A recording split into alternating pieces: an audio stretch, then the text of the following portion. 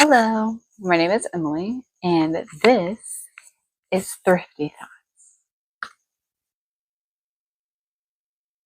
Thoughts. So, I want to jump kind of right into the why behind dating advice. Out of all of the podcasts that I could be streaming or, creating from, um, building my own online platform, building a book of business, all the fun things, right?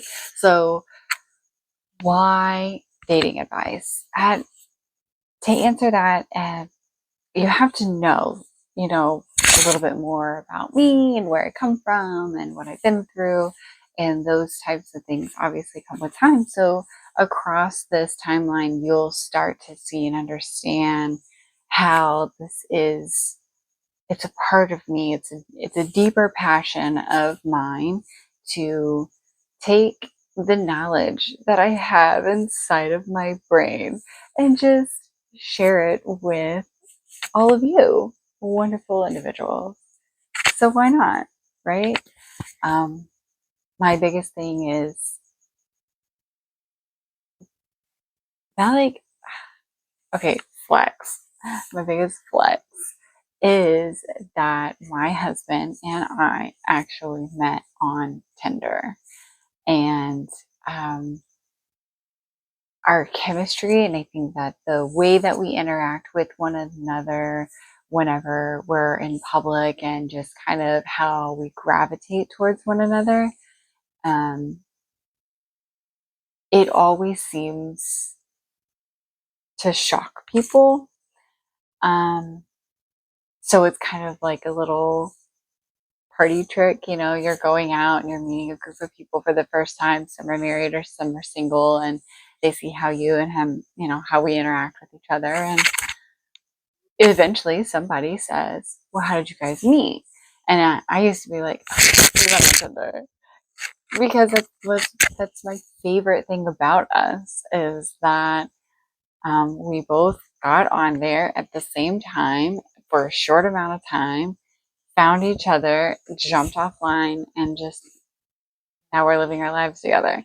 So um, that is a story that I want to share with you all, is how we came across each other. So online dating apps, obviously, I will never say that they are a mistake or they're unproductive or that they're not working for anybody, because clearly I'm very happy in my marriage and we have been married for 2.5 years. And I have another friend and her wife met on Tinder, and they have been married for a year and a half. And I do have another friend who's been with the same guy, their boyfriend, girlfriend, for almost 5 years, met on Tinder. Um, and there's so many more. There's lots and lots of people that I know. I mean, it's just Tinder right now. I don't know anybody personally who's met off of Bumble or Hinge or, Christian Mingle or Farmers Unite or even OnlyFans. I don't know anybody who personally, but if you have a beautiful, how we met, married, like not even marriage, long-term relationship, not like 6 months, but there's some time invested in what you guys have put together from meeting online to present day. And the more of you that send those to me, the more humbling it feels to be like, wow, we really aren't the only ones um, to make it this far by meeting off of a dating app. It's almost like the Love is Blind show on Netflix, or those uh, other shows. What is it? So it's kind of like that. When, like, my advice to you, if this is the route that you're going down, because it ties in to the concept that I did, and the evaluations for myself. And there's a lot of like vulnerability of myself and how I operate as a person that went into the search of my partner online.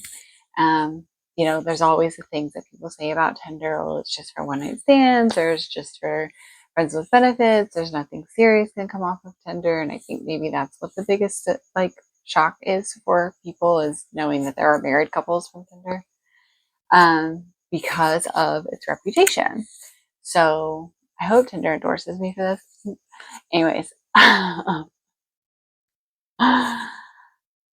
I had experienced a few different scenarios of people that I had swiped on prematurely without really vetting them, and meeting them in person was not good. We'll have a bad dating story at a later time, and we can go through my bad Tinder dates prior to meeting my husband. So after a few situations that were,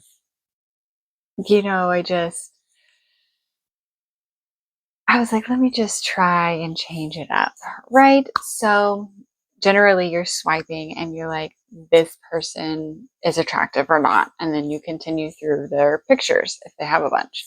And then if they have a bio, then you read it. And if they have information about their demographics, then you read it. If they have information about their likes and dislikes and their hobbies and all those other things, then you read it.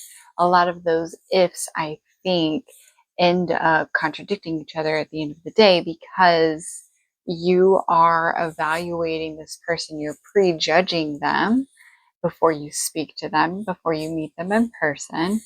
And if you, per se, come across profiles that have no bio, nothing interesting on their hobbies, fish and boats, and then, their pictures have a fish in them and boats, and then they have their age and their gender. And for me, that is not enough information for me to say, you know what, I'd like to have a conversation with you, because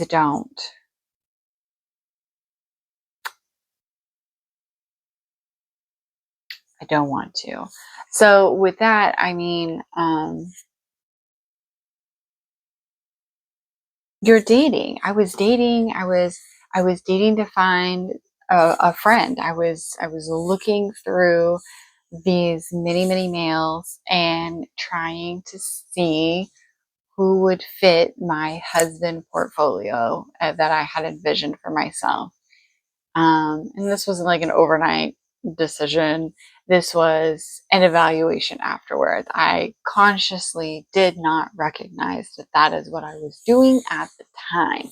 It wasn't until much later that a friend of mine was saying, you got lucky on Tinder. How did you do it?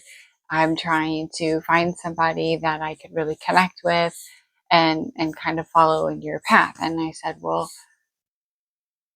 after thinking about it, maybe it's how you're choosing the people that you're going to have a conversation with, right? So she's telling me, yeah, I pull up the app and a profile shows up and I click on it and I look through the images and then I swipe one way or the other, depending on the images. I said, okay, what if they have a bio? Would you like to know more about them? And she said, well, won't I know that on the date? I mean, yes, but you're going to be dating for a long time. If you hope that the little tidbit of information, well, I mean, the information you can get on a date versus this little variation of what they put, little blurb that they put about themselves in their bio, and you are wanting, it's like a business card, right? Like you're wanting to sell yourself. Please don't do that. You're wanting to portray yourself as an individual. and what you have to offer. And it's your interpretation of what you have to offer as a person, to whoever would like to receive that offering. And for me, an empty bio it's just that. You are offering me nothing. You are supplying nothing. You are leaving nothing. You are bringing nothing. And you're just empty, void of an individual. I mean, that might not be true.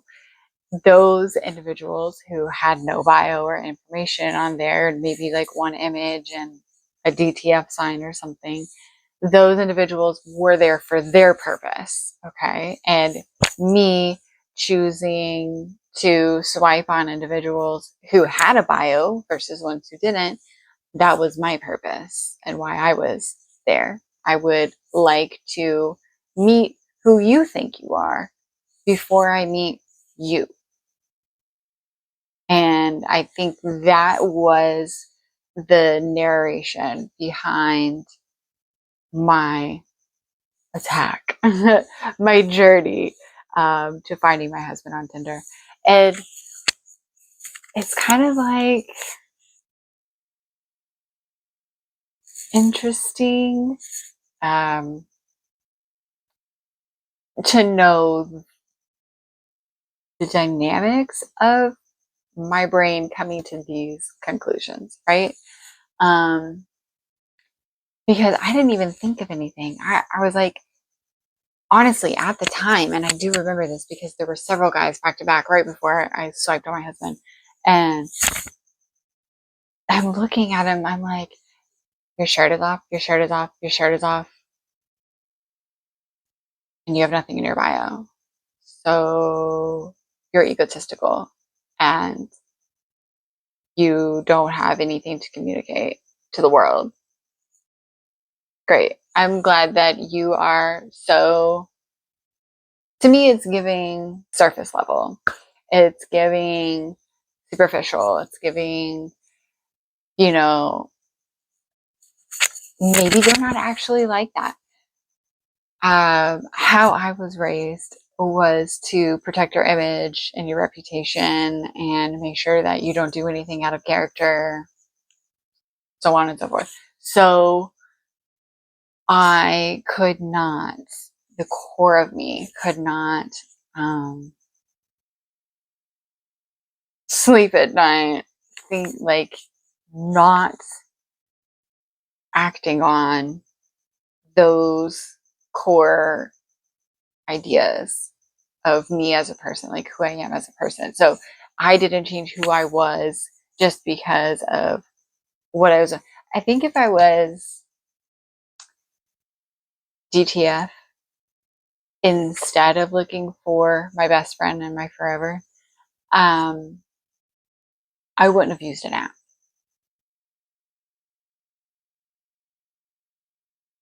Which is kind of funny again that I was on Tinder.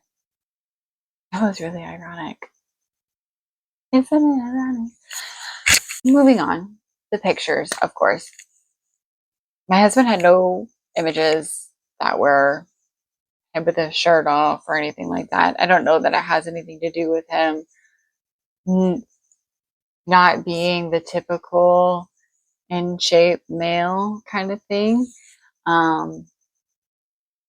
He doesn't really need the muscles. He is strong without them. Does that make sense? Anyways, because they are just for show.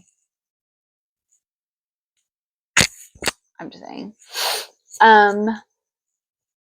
That is my only pebble of advice that I can provide for you about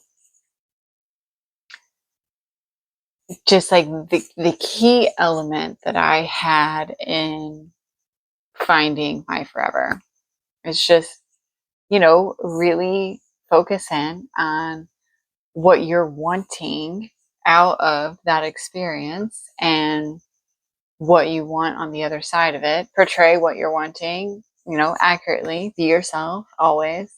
And then you'll find that person who is themselves as well and portrays to you exactly what they're wanting. Because not only that, like, if you want the bio, but then you see this guy and you're like, he's a little attractive, and he doesn't have anything, he's got DTF in the bio. Okay, great. Then maybe I just hit that, and maybe it turns into something, even though that's not really what I'm looking for right now.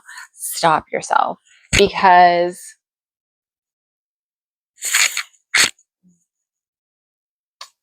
you're going to end up pregnant.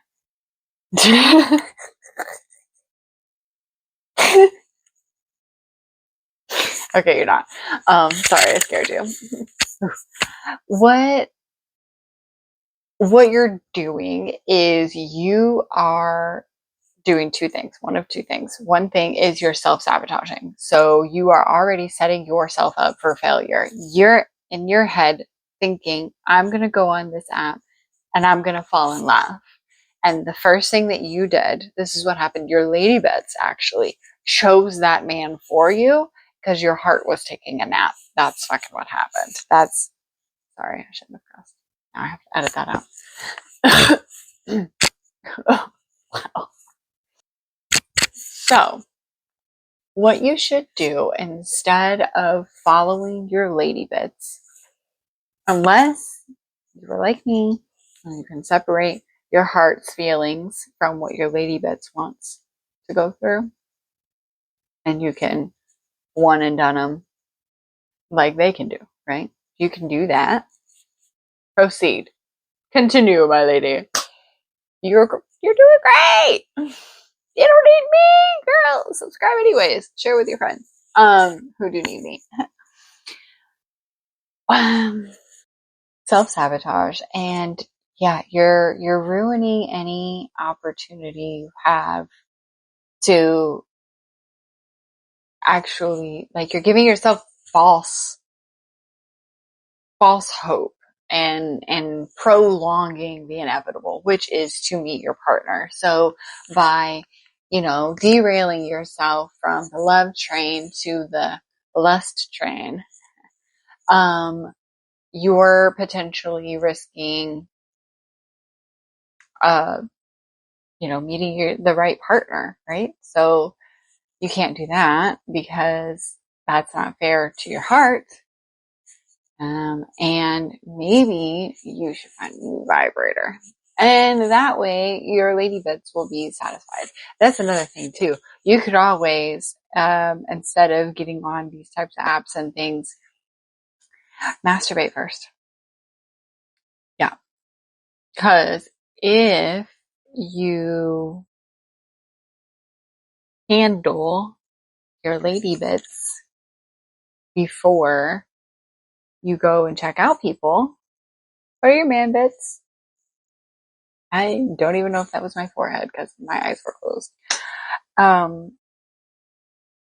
Handle yourself before you try to go and get handled, right? Because then you're not thinking with the wrong brain. You're thinking with your heart again. You're thinking with your head again. And these are things that I can teach you. Right? Right?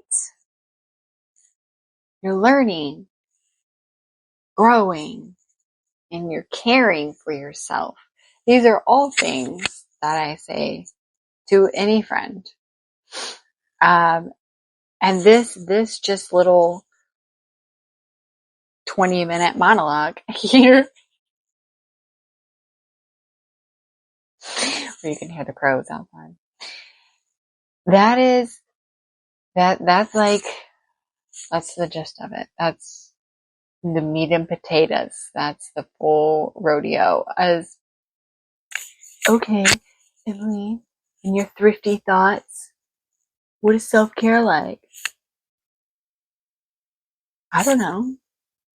What brings you peace? What calms you down? What makes you feel at ease? What makes you lay still?